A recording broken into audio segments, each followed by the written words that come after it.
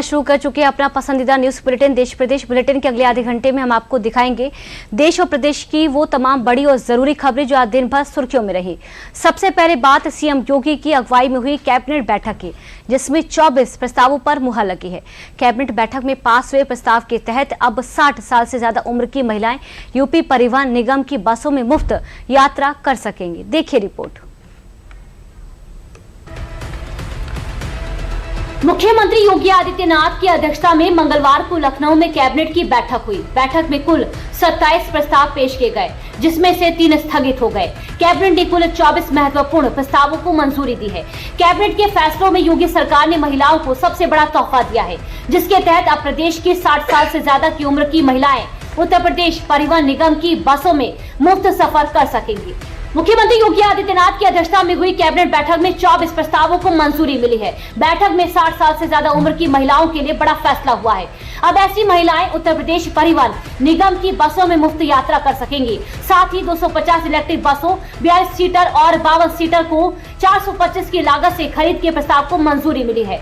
परिवहन मंत्री दयाशंकर सिंह ने बताया कि इस योजना का नाम लोक माता हिलियाबाई मातृ शक्ति योजना है। बस में सफर के दौरान महिलाओं को अपनी उम्र का सबूत दिखाना होगा। इसके आधार कार्ड या वोटर आईडी कार्ड दिखाया जा सकेगा। बहनों के लिए राखी के इस अवसर पर माननीय योगी आदित्यनाथ जी ने मुख्यमंत्री उत्तर प्रदेश द्वारा हमारी उत्तर प्रदेश की सभी माताएं बहनें जो 60 वर्ष की आयु पूरी कर चुकी हैं, उनको पूरे आजीवन निःशुल्क यात्रा परिवहन विभाग के सभी बसों में निर्णय आज उन्होंने किया है। मैं माननीय मुख्यमंत्री जी को इसके लिए अपनी सभी माताएं बहनों की तरफ से स्वागत और अभिनंदन करता हूं कि ये बहुत ही ऐतिहासिक कदम उन्होंने उठाया है। सरकार के मुताबिक इस फैसले का फायदा प्रदेश की 1 करोड़ से ज्यादा महिलाओं को मिलेगा। रक्षाबंधन से पहले योगी सरकार के इस फैसले को महिलाओं के लिए बड़ा तोहफा माना जा रहा है। प्याज की कीमतें अचानक बढ़ गई हैं और इसकी वजह से किचन का स्वाद बिगड़ गया है। ऐसे में सरकार ने प्याज के दाम पर लगाम लगाने के लिए कांदा एक्सप्रेस चलाने का प्लान तैयार किया। सरकार इसके इस कदम का क्या असर होगा, जानिए इस रिपोर्ट में। सावन का महीना खत्म होने को है। रक्षाबंधन और जन्माष्टमी जैसे कई त्योहारों का मौसम सर पर है, लेकिन ऐसे में प्याज के लगातार बढ़ते दाम आम आदमी की आंखें नम कर रहे हैं। त्योहारों के मौसम से ठीक पहले प्याज के दाम ने एक बार फिर रफ्तार पकड़ ली है, जिसकी सीधी मार आम भारतीय की किचन पर पड़ रही है। ऐसे में केंद्र सरकार ने प्याज की बढ़ती कीमतों पर अंकुश लगाने और आम जनता को राहत पहुँचाने के लिए बड़ी तैयारी कर ली है। उपभोक्ता मामले की सचिव निधि खरे ने मंगलवार को ये जानकारी दी कि सरकार अब रियायती दर पर आम लोगों को 35 रुपए किलोग्राम के भाव से प्याज उपलब्ध कराएगी। दरअसल अचानक प्याज की कीमतों में बढ़ोतरी से देश के कुछ हिस्सों में भाव 60 से 70 रुपए किलो तक पहुंच गया है। देश के जिन क्षेत्रों में प्याज के खुदरा दाम तेजी से बढ़े हैं, वहाँ समय पर और सस्ते दामों में प्याज पहुँचाने के लिए सरकार ने रेलवे का सहारा लिया है। महाराष्ट्र के नासिक सरकारी बफर स्टॉक से कांदा एक्सप्रेस के जरिए प्याज की खेप अलग अलग राज्यों में भेजी जा रही है। 800 टन प्याज लेकर पहली कांदा एक्सप्रेस बुधवार को राष्ट्रीय राजधानी पहुंचेगी। दिल्ली में प्याज की खुदरा बिक्री नेफेड, एनसीसीएफ और केंद्रीय भंडार की दुकानों के जरिए की जाएगी।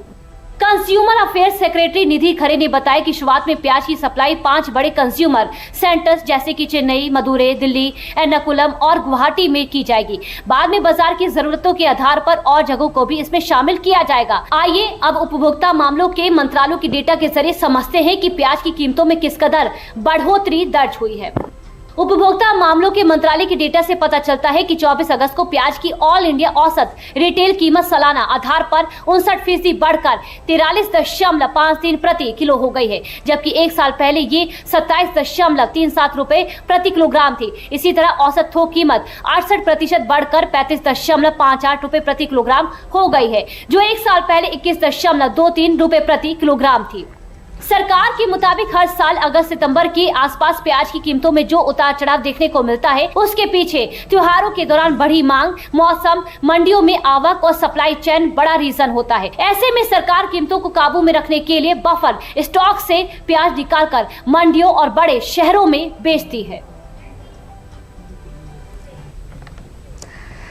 चलिए आगे बढ़ते हैं। अब खबर यूपी के युवाओं के लिए सीएम योगी की ओर से किए गए बड़े ऐलान की है। सीएम योगी ने लखनऊ में 3,440 प्राविधिक सहायकों एवं 126 मंडी सचिवों को नियुक्ति पत्र वितरित किए और साथ ही अगले 6 महीनों में यूपी में 1 लाख सरकारी नौकरियां देने का वादा किया। मैं प्रदेश भर के युवाओं को इस बात के लिए आश्वस्त कर रहा हूं कि अगले 6 महीने के अंदर, नोट करिए, अगले 6 महीने के अंदर 1 लाख नौजवानों को फिर सरकारी नियुक्ति पत्र अलग अलग स्टेज में हर सप्ताह उपलब्ध करवाने जा रहे हैं। 1 लाख सरकारी नियुक्ति पत्र हम देने जा रहे हैं।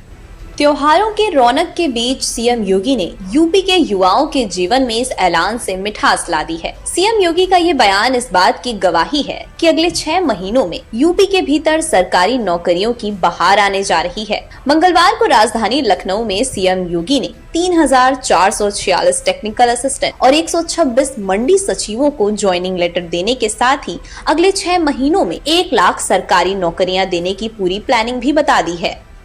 1 लाख सरकारी नियुक्ति पत्र हम देने जा रहे हैं। अनुमान करिए 1 लाख। यूपी के अंदर कभी ये कल्पना होती थी, यहां हम 6 महीने के अंदर ही 1 लाख नौजवानों के सरकारी नियुक्ति पत्र दे दिए। सारी परीक्षाएं पूर्ण हो गई, रिजल्ट की प्रक्रिया चल रही है और उनको ससमय निकालने के लिए मैं आयोग और बोर्डों से भी कहूंगा, समय सीमा को और सीमित करना है।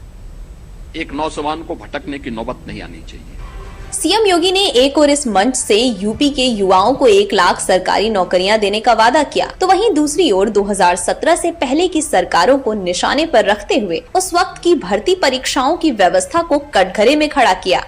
हमारी सरकार ने 9,30,000 से अधिक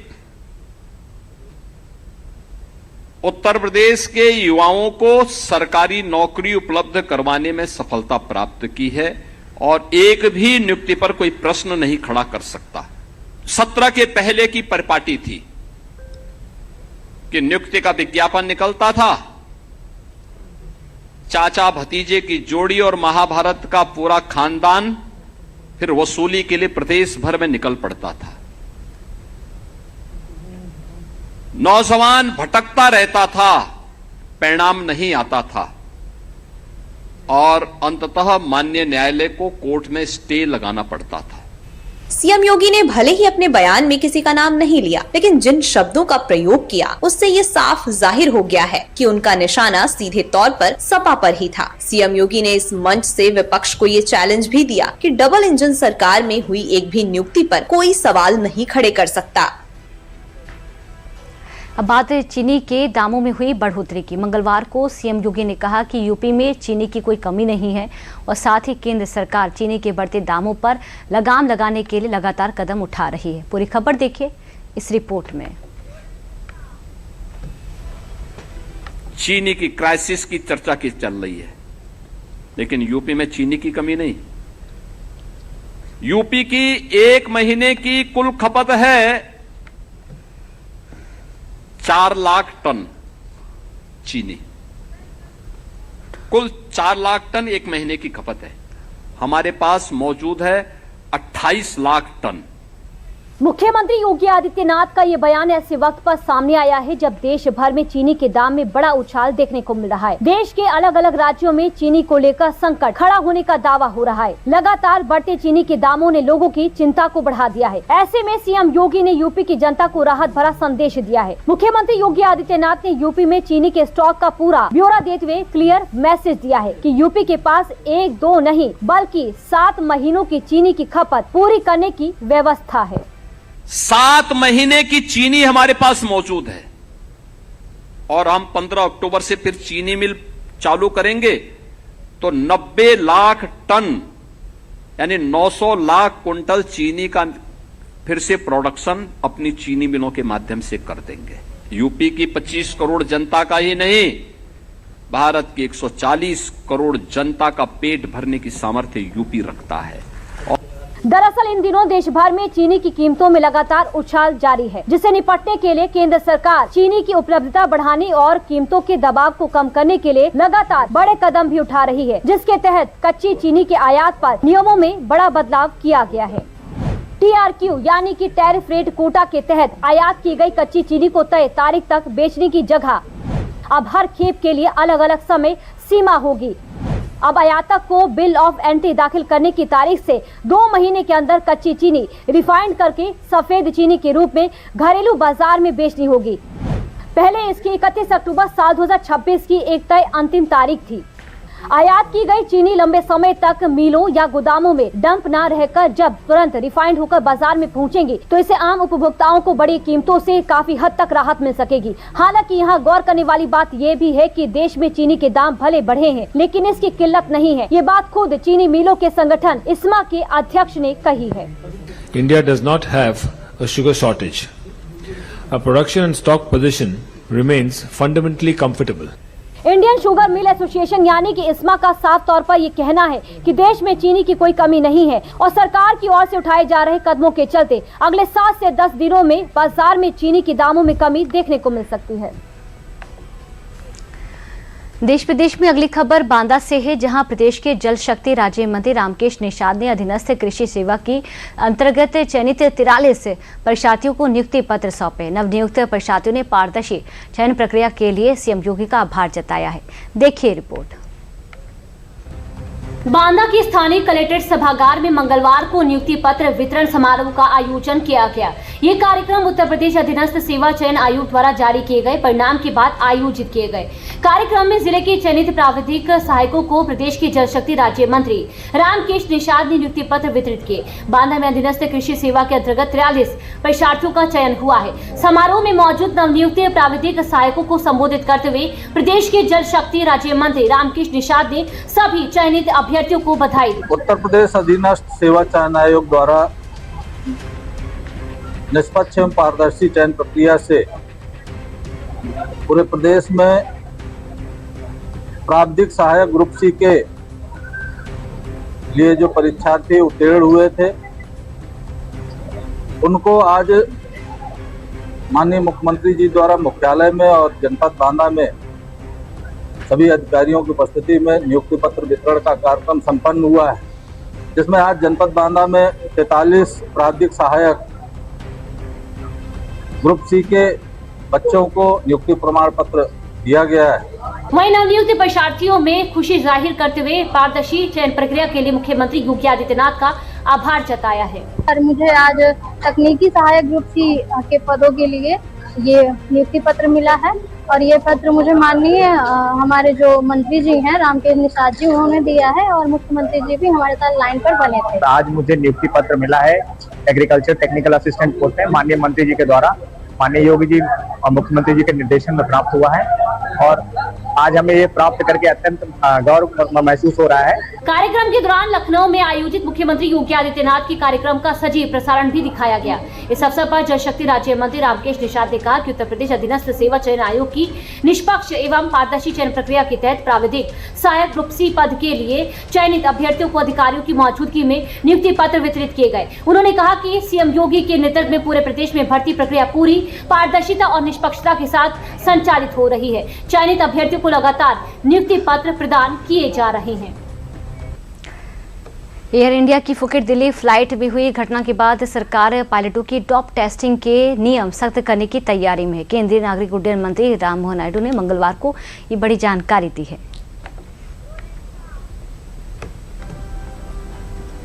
कॉकपिट की कमान अब से पूरी तरह फिट और होश में रहने वाले पायलट के हाथों में होगी। फुकेट दिल्ली फ्लाइट से जुड़े विवाद के बाद सरकार पायलटों की डॉप टेस्टिंग के नियम और सख्त करने की तैयारी में है। मौजूदा व्यवस्था में एयरलाइन के कुल पायलट नेटवर्क के करीब 10% पायलटों का डॉप टेस्ट किया जाता है, लेकिन अब इस दायरे को बढ़ाकर 100% तक करने के विकल्प पर विचार हो रहा है। यानी हर पायलट का साल में कम से कम एक बार अचानक और बिना पूर्व सूचना के डोप टेस्ट किया जा सकता है। The rule says 10% across the overall pilot network, but just like I said, DGCA is engaging, and one of the opinions from our side is that everyone has to go through it in the year at a random time. नागरिक उड्डयन मंत्री राम मोहन नायडू ने साफ कर दिया है कि cockpit में किसी भी तरह की लापरवाही बर्दाश्त नहीं की जाएगी। सरकार इस बात पर विचार कर रही है कि हर पायलट का साल में कम से कम एक बार रैंडम डॉप टेस्ट किया जाए। अब आइए ये जान लेते हैं कि आखिर सरकार को डॉप टेस्टिंग के नियमों में बदलाव के बारे में क्यों सोचना पड़ा। मौजूदा नियमों के तहत करीब 10% पायलटों का डॉप टेस्ट होता है। सरकार अब टेस्टिंग का दायरा 100% तक बढ़ाने पर विचार कर रही है। हर पायलट का साल में कम से कम एक बार रैंडम टेस्ट हो सकता है। टेस्ट बिना किसी पूर्व सूचना के किए जाने का प्रस्ताव है। इसको लेकर डीजीसी अलायंस और अन्य स्टेक होल्डर्स के साथ चर्चा की जा रही है। इसका उद्देश्य कॉकपिट में नशे के असर की किसी भी आशंका को खत्म करना है। 100% टेस्टिंग से विमान संचालन और सुरक्षा पर पड़ने वाले असर का भी आकलन हो सके। बता दें कि कदम 4 अगस्त को फुकेट से दिल्ली आ रही फ्लाइट में हुए गंभीर हादसे के बाद उठाया जा रहा है। गौरतलब है कि इस महीने की शुरुआत में फुकेट से दिल्ली आ रही एयर इंडिया की फ्लाइट में एक गंभीर घटना सामने आई थी। उड़ान के दौरान विमान अचानक करीब 300 फीट नीचे आ गिरा था, जिसमें उस वक्त 137 यात्री सवार थे और कई यात्रियों को चोट भी आई थी। इसके बाद हुई जांच में कॉकपिट में मौजूद पायलट की गांजे के नशे में होने की बात सामने आई, जिसके बाद उस घटना ने पायलटों की फिटनेस और डॉप टेस्टिंग की मौजूदा व्यवस्था पर गंभीर सवाल खड़े कर दिए थे। ऐसे में सरकार ने इस तरह की गतिविधियों को पूरी तरह रोकने के लिए ये सख्त फैसले लेने के संकेत दे दिए हैं। देश प्रदेश में वक्त तो चला एक छोटे से ब्रेक का।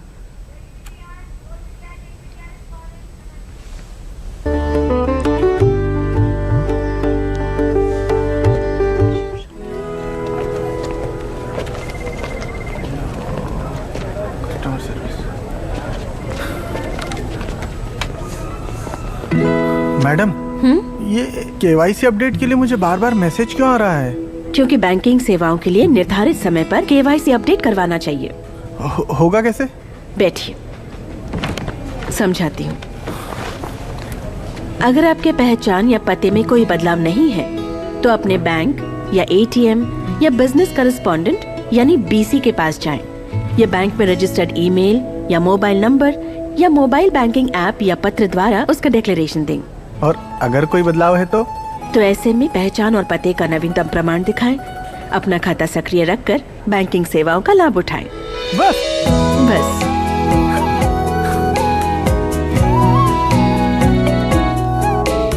आरबीआई कहता है, जानकार बनिए, सतर्क रहिए।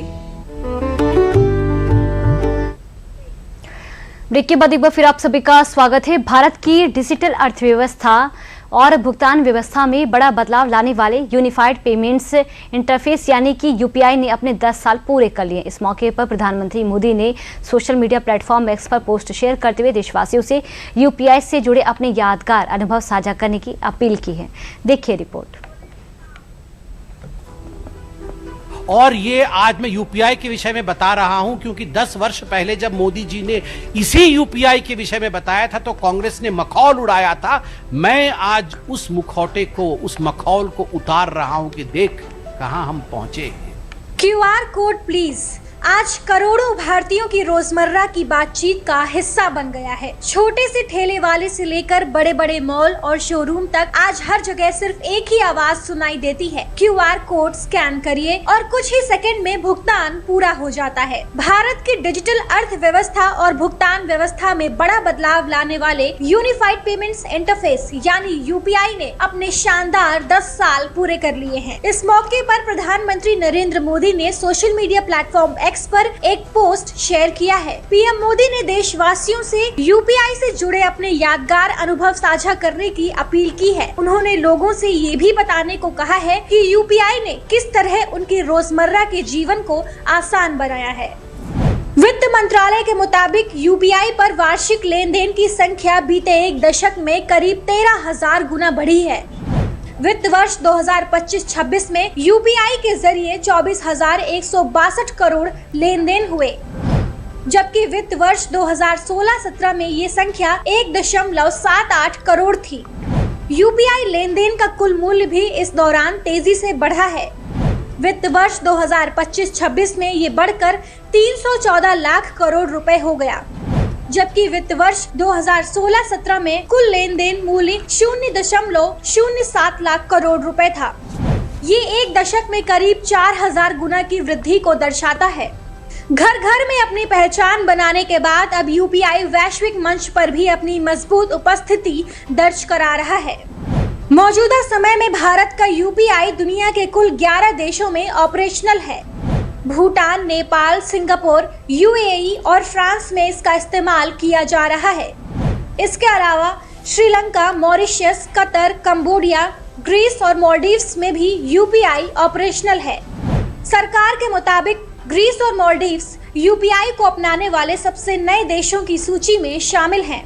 अंतर्राष्ट्रीय स्तर पर यूपीआई का विस्तार ये दिखाता है कि भारत की डिजिटल पेमेंट तकनीक अब विश्व स्तरीय और बेहद भरोसेमंद बन चुकी है। इससे विदेश यात्रा करने वाले भारतीय पर्यटकों को बार बार करेंसी एक्सचेंज कराने की परेशानी से राहत मिली है। अब वे अपने फोन से सीधे विदेशों में भुगतान कर सकते हैं। National payments corporation of India यानी एनपीसीआई ने 25 अगस्त 2016 को यूपीआई लॉन्च किया था। एक दशक में यूपीआई भारत की डिजिटल भुगतान व्यवस्था की रीढ़ बन गया है। छोटे दुकानदारों से लेकर बड़े कारोबारी लेन देन तक बड़े पैमाने पर इसका इस्तेमाल किया जा रहा है।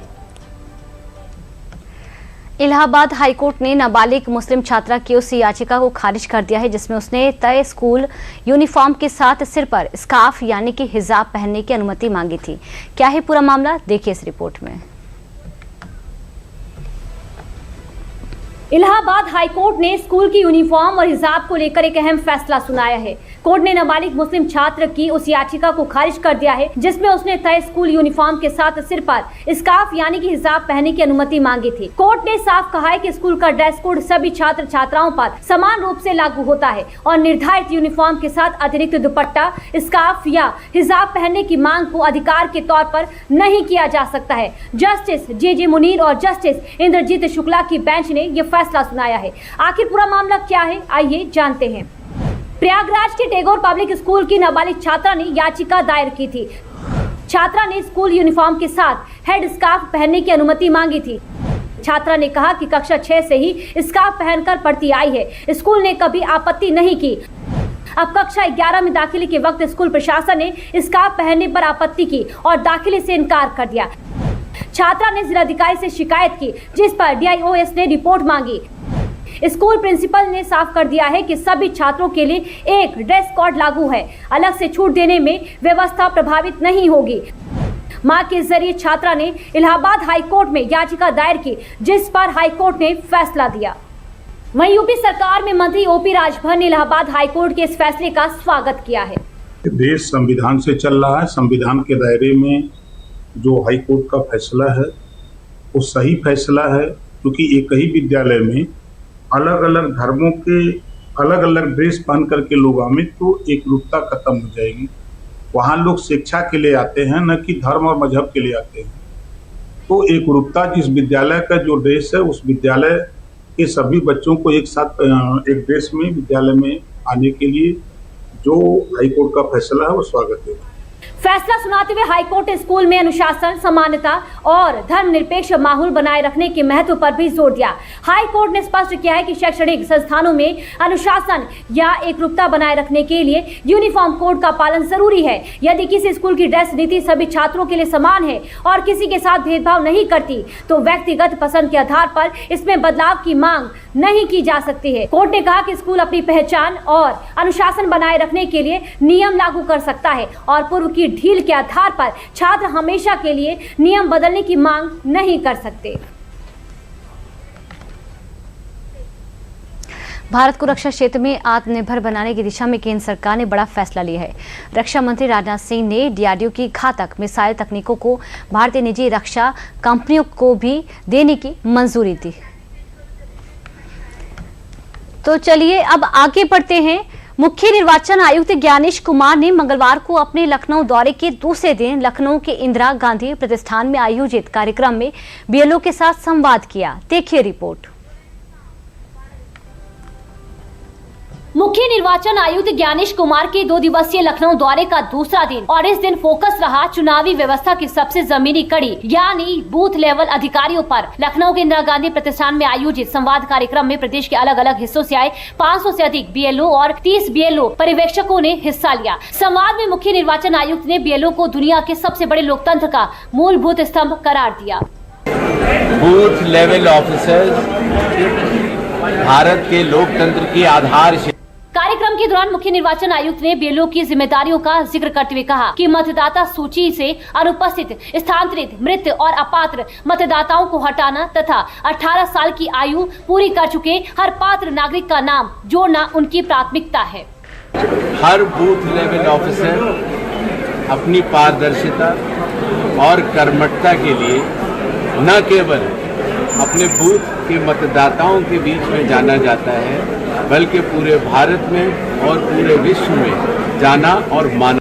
इसके साथ ही मुख्य निर्वाचन आयुक्त ने आगामी चुनावों में मतदान प्रतिशत बढ़ाने के लिए विशेष प्रयास करने का आह्वान किया, जिसमें विशेष तौर पर युवाओं और विवाहित महिलाओं को सूची से जोड़ने पर ध्यान देने को कहा गया है। मुख्य निर्वाचन आयुक्त ने कहा कि भारत में करीब 97 करोड़ मतदाता है और लोकसभा चुनाव के दौरान लगभग 1.80 करोड़ लोग निर्वाचन ड्यूटी पर तैनात होते हैं। वहीं देश भर में लगभग 12 लाख BLO पात्र नागरिकों को लोकतांत्रिक प्रक्रिया से जोड़ने का काम करते हैं और साथ ही मतदान के दिन मॉक पोल से लेकर फॉर्म 70C और EVM सीलिंग की प्रक्रिया पोलिंग एजेंट्स की मौजूदगी में पूरी होता है। उन्होंने बताया कि इस वर्ष अप्रैल में यूपी में SIR के बाद 13.39 करोड़ से अधिक मतदाता दर्ज हुए हैं। वहीं इस प्रक्रिया में 1.77 लाख BLO ने भूमिका निभाई, जबकि 5.82 लाख बूथ लेवल एजेंटों ने समवर्ती ऑडिट किया है। इस संवाद सत्र के दौरान BLO को सीधे मुख्य निर्वाचन आयुक्त के सामने अपनी शंकाएं और व्यवहारिक समस्याएं रखने का अवसर भी मिला। निर्वाचन आयोग के इस कदम का उद्देश्य जमीनी स्तर पर चुनावी व्यवस्था को और अधिक पारदर्शी बनाना और मतदाताओं का भरोसा मजबूत करना रहा है। देश प्रदेश में आज के लिए इतना ही। नमस्कार।